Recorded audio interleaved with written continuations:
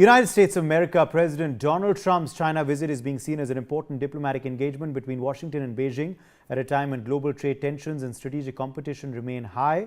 At the center of the talks are issues like tariffs, trade imbalances, supply chain stability, and technology restrictions, including semiconductors and rare earth materials.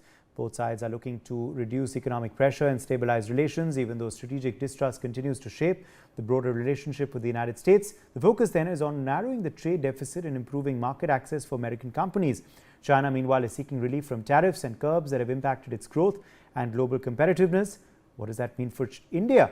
Well, a possible US-China thaw could help stabilize global markets and ease inflationary pressures, but it may also slow the pace of manufacturing relocation from China, which has benefited India under the China Plus One strategy. At the same time, India continues to position itself as a strong alternative hub in global supply chains, especially in electronics and manufacturing. Well, let me in fact quickly bring in now Biao Teng, a Chinese human rights activist, on the broadcast. Mr. Teng, welcome. Thank you for being with us on Newsx. This is a very significant visit, of course, by the United States President to China. How do you view this visit, sir? Yeah, I think it is a very important visit, and that will set the stage for the future Sino-American relations. But because of the structural conflicts between the two major powers, it will be very, very difficult to achieve the goals of this visit. Actually, what Trump has been doing for the past 2 years, and including his first term, has really strengthened Beijing's power, and then Beijing has been really huge power on the international stage, and Trump has damaged the democratic allies, the Americans' relation with Europe and Canada, the traditional rallies have been harmed substantially. Mr. Teng, also, what about the timing of the visit? It comes even as the war, of course, while in this lull of a ceasefire, is still not over. There is still no consensus between Iran and US on how to end this war. It also comes at a time when the US is in danger of going back into recession. There's been a huge economic hit of this conflict, and of course of the tensions that the trade tariffs have also affected on the US and on people there. Yeah, the visit has been delayed because of the war with Iran. And I think Trump really wants Beijing, wants Xi Jinping to be a part of the negotiation. China has impact on Iran, on that regime. So if Beijing could help Trump to end the war, that will be one of the Trump's goals. But Beijing, of course, has some other considerations.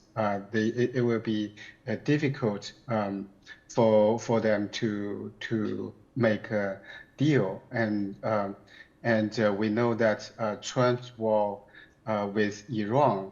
Actually, first, it is a huge mistake made by Trump. Second, this ongoing war has made Trump approval rate increasingly a decrease, and then it will be really a bad news for the midterm elections, and it's causing a lot of financial problems and political problems in the United States. The tariff with China is also a big issue, but as I said, it's far away from making a meaningful deal. Also, Mr. Teng, now, as far as the dialogues, the deliberations go, this bilateral between Xi and Trump, what is going to be top of the agenda? What do you believe are going to be the issues that will be top of the agenda in both these individuals' minds when they meet? I think they will be talking about the Iran war, about technology and trade tariff, and also Taiwan. I think all these are important issues.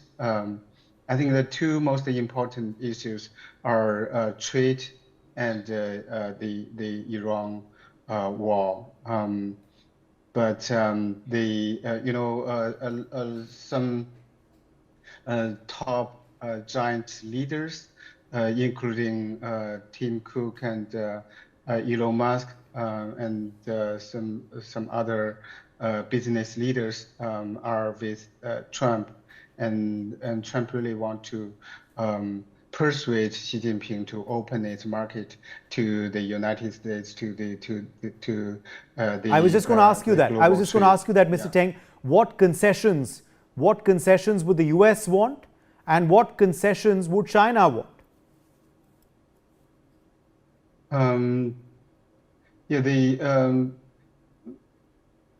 Trump want more like a Chinese market, and he really wants the Beijing to lower its barrier of the business of the trade, but it's contradictory because Trump's promise is like American first, make American great again, and he elevated the tariff against many countries. I think and that caused a lot of problems for both countries, both people, and they really want to ease the tariff conflict. Okay. Also, Biao Teng, as far as the rare earth minerals issue is also concerned, how will the dialogue focus on that too? Because that is also again another point that we expect to, to come up between the two sides. Could you repeat? Rare earth minerals. Oh, the rare earth.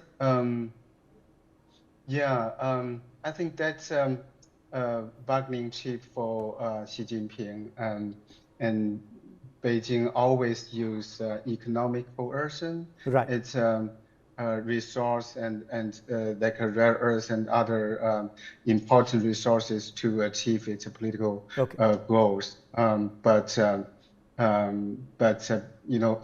Beijing's requirement not met, and it will be hard for Xi Jinping to make a Biao Teng, thank you very much. Thank you for joining us with your perspective on that big story.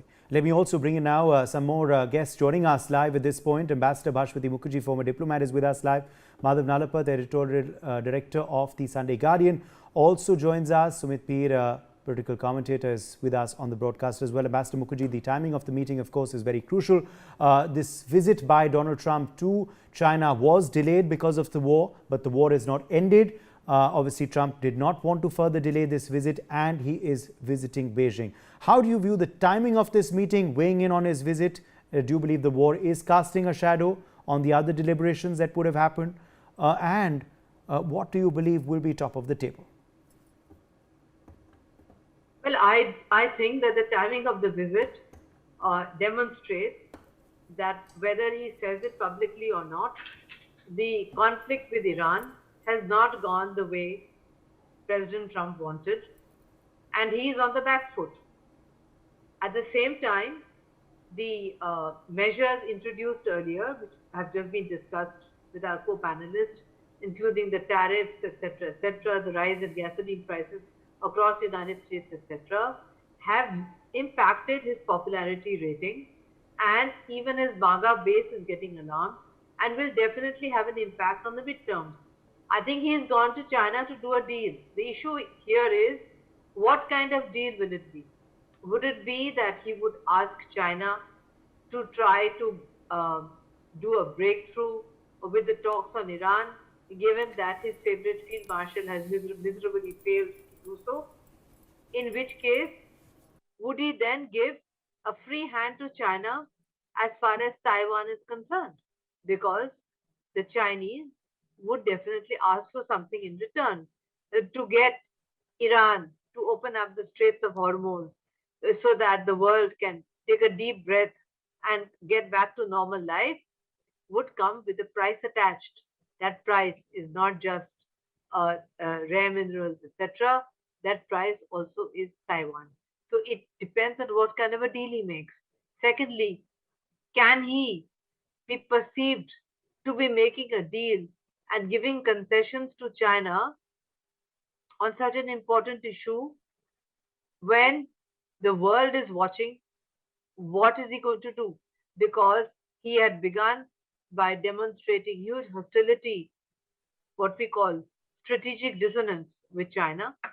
That continues because China has actually seen that Trump has blundered into areas where he is not being able to get what he wanted, and at the same time, the US economy is being harmed. So the question arises that will China bail out Trump?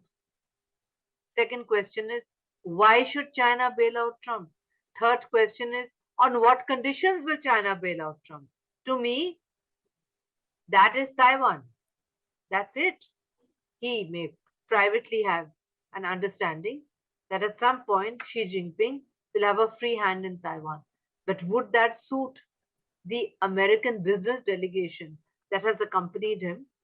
Because the American business delegation that he has taken, including Elon Musk, have huge business stakes in China, including the electrical car, etc., etc., which that demonstrates that Trump has actually made a total turnaround because the kind of people he's taken are those who have huge economic stakes in a Chinese US business relationship. So, yes, my final point is what does it mean for India if it results in some kind of a deal, not immediately, but maybe in a week or so, on the Straits of Hormuz? That would be of relief to the entire global economy. If it means telling China, you have your sphere of influence, we have ours, then that it would actually aggravate China's ambitions in this part of the world at a time when Pakistan, a satellite state of China, has been encouraged by the United States to have a key role as far as mediation, etc., is concerned with Iran. So we have vital stakes in what is the outcome of this meeting, and it could go either way for us. Whichever way it goes, we would need to do some strategic thinking because it presents us with a strategic conundrum. Whichever way it goes, it presents us with a strategic conundrum. Okay. Let me, in fact, take that to you as well, Madhav Nalapath.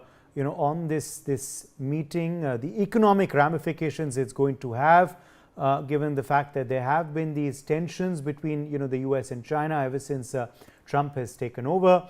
It comes at a time of global economic volatility as well. What are going to be the economic conversations and impacts and implications of this meeting? Well, I can think of two Bs, beef and Boeing. Trump will want the Chinese to buy certain seeds, certain agricultural products, the US beef, US aircraft. He'll want all that for simple reason that his majority in the Senate and in the House depends on senators and members of the House. And they have rural constituencies, they have industrial constituencies, and each of these constituencies wants something in return. I mean, they want something from Trump. And he will definitely be pressing the Chinese to buy Boeing, buy beef, and buy various other, soybeans, for example, beans, soya beans, so 3 Bs, because he has to basically ensure that there's a market for these products, and therefore the hands of the senator or representative in the House who are Republican and who are standing by him so far will be strengthened. But the point is, I don't see Trump coming back with very much. Our Chinese friend was quite right. He was quite forthright. He said very clearly, China has got very little, very little mood to solve the problem of Iran for Donald Trump. And my worry is, if Donald Trump cannot handle the IRGC in Iran, how is he going to handle China? And if you can't handle the IRGC in China, it'll in fact strengthen those in China who want to take action on Taiwan. Now, informal discussion is one thing, a formal communique is another. I found it very interesting that Secretary of State Marco Rubio was wearing the same kind of tracksuit that Nicolas Maduro wore when he was arrested. The same color, the same stripe, black stripe, the same tracksuit. Now, I don't know what message Rubio was trying to convey. Maybe that he was, I don't know, frankly. I'm not going to, give any opinion on that. But it's very interesting to see Marco Rubio dressed exactly the way Maduro was dressed when he was led shackled. Does Rubio suggest that he is being led shackled into Beijing? We don't know. But Marco Rubio has been very hawkish on Beijing, very correctly. As far as these technology czars are concerned, well, yes, China has been a very cheap platform. But the reality of the situation is that as a consequence, China has also stolen their technology. China is trying to basically create clones of NVIDIA and various other large IT companies in the United States. And they're aware of that. And last but most important, artificial intelligence. The Chinese are rapidly catching up with the United States in artificial intelligence. And you know why? Because they've got access to US secrets. The minute some discovery gets made in the US, within a few weeks, if not a few minutes, it gets transmitted to China. So the reality is, as far as Trump is concerned, he has very little on his hands that he can give Xi Jinping without huge political damage. As far as Iran is concerned, the Chinese are extremely happy about Iran. They want this war to continue and continue and continue. The way, for example, Biden wanted the Ukraine war to continue and continue and continue, because Trump is coming on the back foot because of the Iran war. And if he can't take care of Iran, how is he going to take care of China if China goes and does something with Taiwan? So I would like to say, quite frankly, the timing of this trip is not very good. He's still got the Iran war on his hands, and in China, you visit Beijing, and it's like the emperor. The emperor, his subject satellites used to come and do the kowtow before the emperor. Yes. So now you have Emperor Xi, and he's expecting Donald Trump to come and kowtow before him. And if Donald Trump does that, he's toast in the United States. So quite frankly, the best thing for Donald Trump would be if things happen here. But the worst thing would be if he makes significant concession to China for some reason or the other. And that is going to be disastrous, not only for India and other countries, but more majorly for the United States as well. So yes, it's a very high stakes visit, but given the circumstances, I don't see what Trump can get in Beijing. I don't see any way out for him except to ensure that the IRGC is dealt with. The Chinese are not going to intervene. We're talking about Pakistan. Pakistan was the mediator, between Washington and Iran, and Pakistan was very clear. It supported Iran. There's no question about that. Pakistan is very, very clear. And last, I would like to say, what happens to the allied system if Trump is going to sell out, Qatar, Oman, UAE, Sharjah, Saudi Arabia, Right. and Okay. and so many other Okay. places. If he's going to do that, then what will he do on Taiwan? Okay. Is he going Okay. to similarly sell out Taiwan? Okay. The way he seems to be selling out his allies where the Yes. IRGC is concerned. Yes. Trump has got the military means to demolish the IRGC. Right. But for some reason, he's holding back. Okay. And why he's holding back is something known only to Donald Trump Okay. and a few of his intimates. Thank All you. right. Let me get in Sumit Pira then very quickly as well, because Sumit, India will also be viewing this meeting very, very closely. There will be a fallout of it on the entire world, but also for India. How closely should we view this meeting? And what do you believe, looking at it right now analytically, will be the outcome? Uday, thank you for having me on your show. Well, sir, honestly, don't expect anything great to come, because if you look at China and America, both are not in the best of the position. If you look at the Chinese economy, it's not doing well. China has, last 4 months, Xi has not traveled out of China. He has taken one trip by bullet train, and he was the only one traveling in that bullet train. So who is controlling whom? China has recently asked former 2 defense ministers to be hanged. Couple of more ministers were hanged. The PLA is not looking to be very friendly. And after that, those 155 ballistic missiles ingredients were caught in the Chinese ship which was going to Iran. The things have really gone pretty bad. Trump is on record saying, I want to sell weapons to Taiwan. I'm going to talk about it. He's taking Marco Rubio in a tracksuit. He's not allowed to enter China. It is his, what you call in Hindi, zid. He's taking Jensen Huang, who's again a main irritant to Xi Jinping. He's taking him along. He's taking Elon Musk along. So if you look at the Trump, if you look at his delegation, a couple of people are in a very confrontational mood. He says, I'm going to talk to Iran. Why I'm going to talk to China? Why did you send those 155 ballistic missiles to Iran when you promised me not to? I'm going to talk to them. Why you're not stopping me to sell weapons to Taiwan? Why I should not stop selling weapons to Taiwan? And why are you have been supporting Iran with the weapons and the intelligence when you promised me you're not going to do it?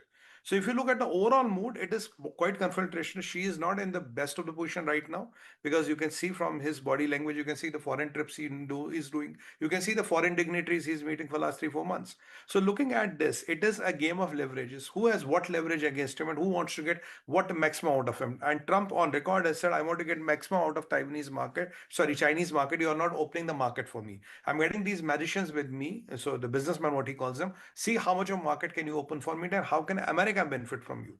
If there's a deal, which is kind of a steal, Trump is going to take it. Otherwise, it will be a bit of a confrontation, though they will have all the praises for themselves. They'll have all the great praises for China's people, Chinese people and the culture. But at the heart of the hearts, look at the national strategy document, which is your number one threat for America and China, and vice versa. So the things are in a very bit tough situation. Trump is really caught up with the Iran now. He doesn't want China to put too much of weight behind IRGC. He doesn't want China to really come out and bail out IRGC, which will be very difficult for him to handle.